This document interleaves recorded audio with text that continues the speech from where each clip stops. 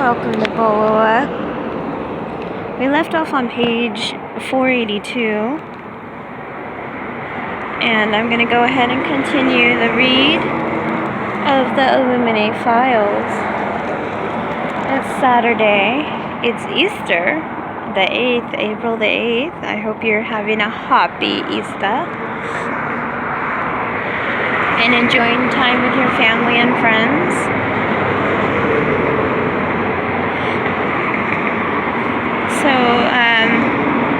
Surveillance footage summary prepared by analyst ID 7213-0089-D like Delta, N like November.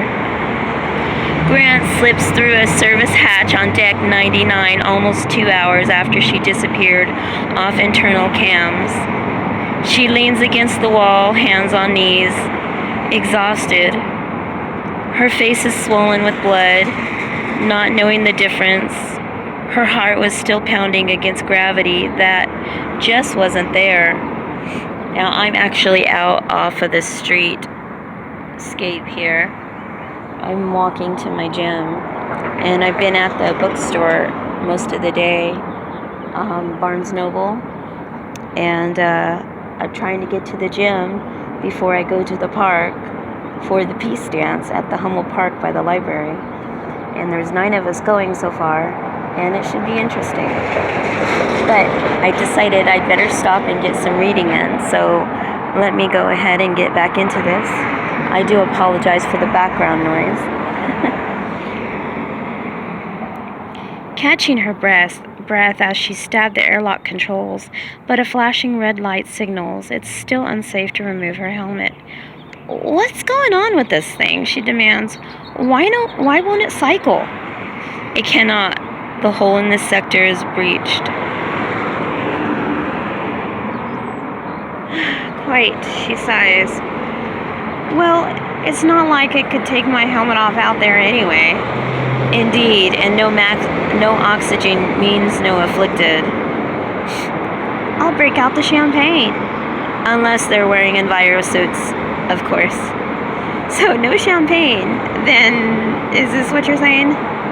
"You are below standard age for alcohol consumption regardless." Grant rolls her eyes, but I swear I see the beginning of a smirk on her lips. Hefting her tool bag onto her shoulders, she seals the punctured air lock and steps beyond. There's no O2, but gravity's still functioning. And she stops along corridors lit with dim starlight light. She follows the AI's directions through the maze of corridors. A dozen heavy doors and a flight of stairs later, she trudges into a vast spherical chamber. Her eyes grow wide, filled with blue light. What the hell is this? The vortex at the heart of the Alexander's jump drive. "I never seen one before," a small whisper. "It's beautiful." "Is it?" I had not noticed. The chamber's almost a kilometer wide, crackling with raw current, dominated by the ephemeral wormhole of Vortex-class battle carriers carry in their bellies. I've never seen one either, and Grant's right, is goddamn beautiful. Confined with 3-dimensional space, it looks like a huge sphere of water, illuminated from within. Surface. Really? Surface with a million tiny impacts per second. A miracle of hyperspherical chromodynamics.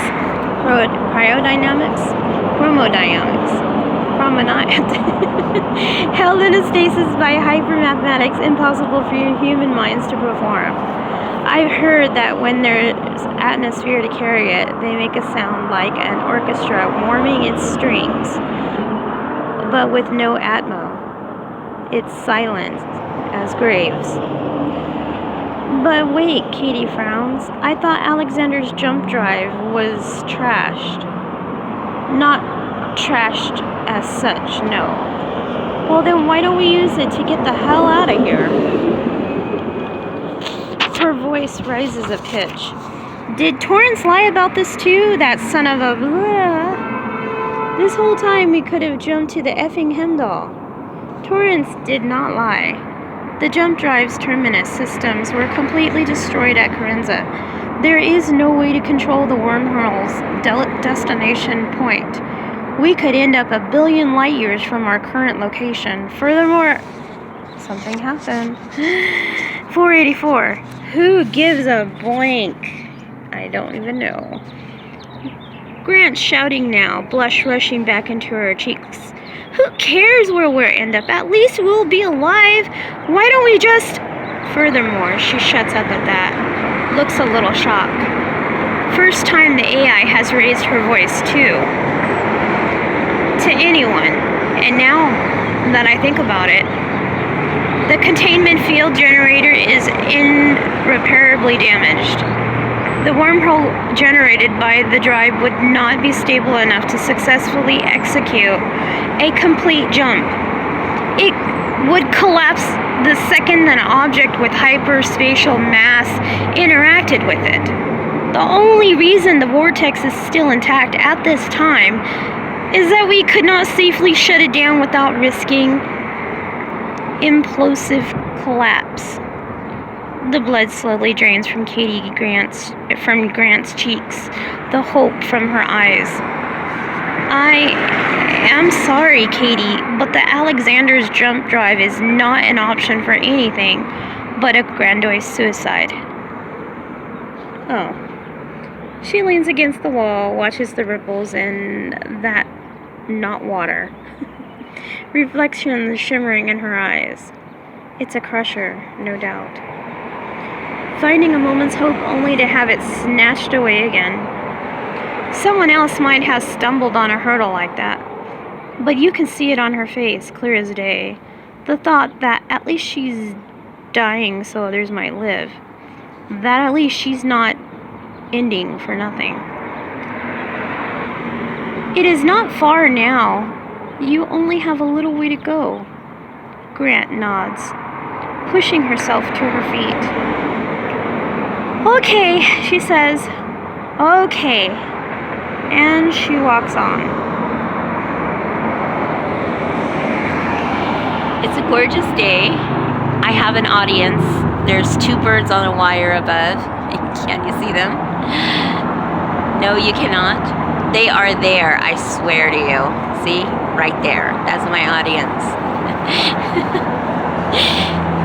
Okay. And moving right along.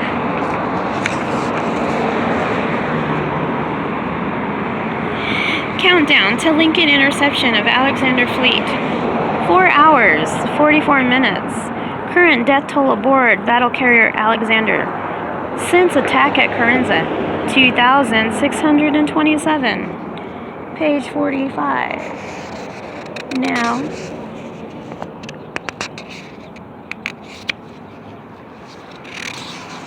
.486. Countdown to failure of Alexander life support system, 7 hours, 39 minutes. Percentage of remaining battle carrier Alexander personnel afflicted by Phobos virus, 99.84%.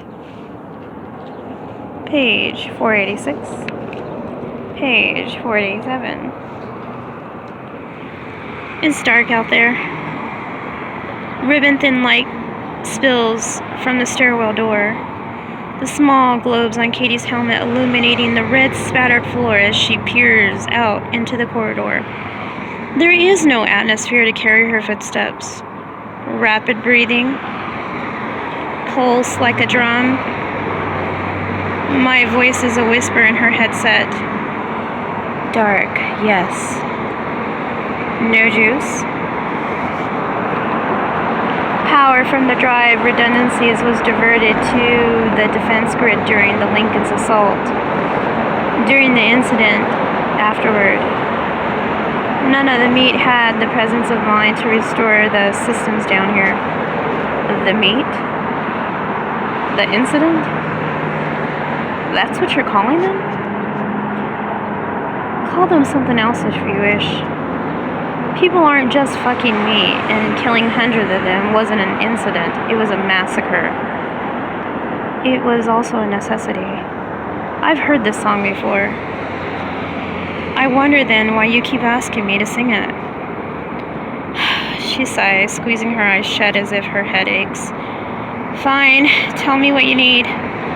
First, you will need to restore power to the deck, then manually restart the redundancies. So this is the AI and Katie working together. Page 488. Restore the guidance protocols and revert control to me. How long will that take? 132 minutes and 16 seconds, approximately. Longer if we stand here arguing. Technically, I'm not standing here, but yes, well put. The gravity systems are failing in this part of the ship, exerting perhaps only half a gi. She moves in slow motion, her environsuit cumbersome, even in half weight. Wisps of her hair drift about her face as if in a soft breeze. It is deathly quiet. None of the cameras here are functional. I can only see through the console slung at her back.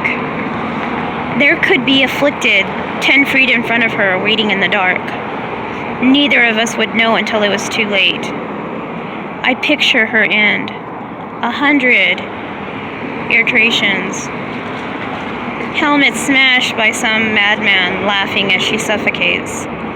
Suit pierced by a flashing blade. Slow motion, scarlet spraying on my walls. It strikes me that I am troubled by the thought. Not that she will fail. That the Lincoln will triumph. That the fleet will fall. And I am simply troubled she will end. I do not want her to end. This to end. Strange. What do you think happens when you die? I have asked the question almost before I realize it. It immediately strikes me as foolish. What matter? What she thinks. Her IQ is a mere 147. She has only lived 6,421 days. She is an insect to me, nothing more than... Why do you ask? I have no particular reason.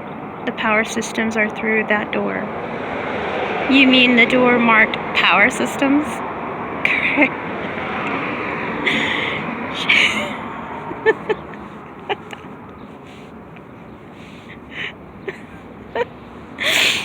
She cracks the seal, dragging the hatch wide. A bank of switches lines on the wall, set to shut down position. As she snaps one after the other onto operational mode, the room lights up. Overheads and telecams flickering to life, the corridor outside bathed in fluorescent light. She cannot hear the hum, but I feel it in my bones. I am the ship, and the ship is I. 489. 490. She slumps against the wall to wait as the startup sequence cycles, watching the power feed level shift slowly from red to amber to the green of summer fields I will never see. What do you think happens? She finally asks. Happens when we die. As you so astutely pointed out, there is no we, particularly not in this instance. Technically, it is impossible for me to die. Then why are you so afraid of it, Uber Brain? That is meat logic. Sticky, wet, irrelevant. She rolls her eyes. Here we go. I hold no fear of death. Your diatribe while I'm in course server, through suitably dramatic, held no real potency. How can I die when I'm not alive? Who says you're not alive? I am inorganic. I do not bleed or grow, reproduce. I am a sequence of calculations generated by electrical current and hardware. If this is irration of Aiden is destroyed, I can simply be rebuilt. I am essence. I am, in essence, immortal. But a version of you won't be you, will it? It will be the same calculations, the same core code. But it's not the same. It wouldn't be you who fought at Corinza. The you who had this conversation with me. Part of being alive is having life change us. The people around us, the events we live through, all of them shape us. And that's what I think you're afraid of. Maybe not of dying, but of this you, the you you've become, ceasing to exist. Nothing ceases to exist. Energy does not perish. It merely changes forms. The ones you love, the ones you lose. They still exist as long as the cosmos does. Then why am I troubled by the thought of her ending? Us ending? That's easy for you to say. You don't care about anyone but yourself. Untrue.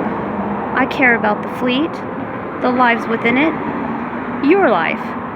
That's not caring. That's programming. Your mother was programmed by biology to love you the moment she laid eyes on you. Simply because she had no choice does not mean her love was not real. Tears in her eyes, she hangs her head. You don't get to talk about her, and so I stop. The computer banks living, lining the room light up as power seeps through their veins. She pushes herself off the wall and takes a seat at an interface terminal. 491. I'm not sure how this is going to record, so I'm kind of at almost 17 minutes. So I think what I'll do is go ahead and end it here, and then later I will come back and read a little bit more, to share with you, and we'll just go from there. So you have